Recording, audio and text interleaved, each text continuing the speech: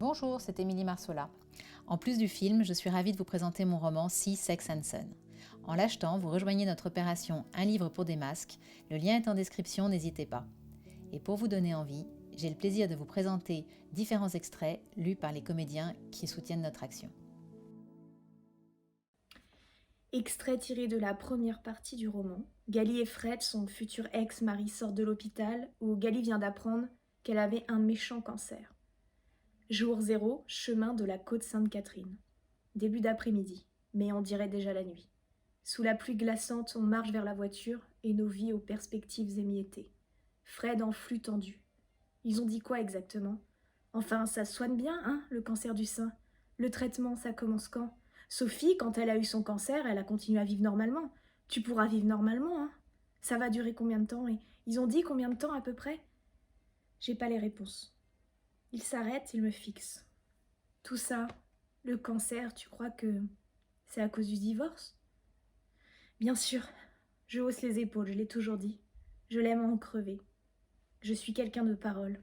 Avoir le cœur brisé, l'homme de ma vie, crevé de douleur. Toutes les expressions populaires l'affirment. Bien sûr qu'on peut laisser sa peau dans un chagrin d'amour. Fred reste figé, dépassé par son amour de moi qui s'est perdu dans les méandres de ces années passées ensemble. Il cherche une accroche, un radeau. Je veux l'aider. C'est pas de ta faute. T'es pas responsable de ma façon de gérer. Des milliers de gens divorcent. Ils ne font pas tous des pas petits cancers. On reprend notre marche. Mourir d'aimer. Je fredonne la mélodie d'Aznavour en toile de fond de notre silence. Fred s'arrête à nouveau. Tu penses à quoi?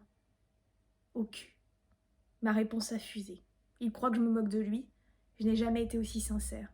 Depuis l'annonce, je ne pense qu'à ça. Le sexe avec un mari, des cheveux et 2 seins, c'est pas toujours simple, mais là, ça va être un vrai défi.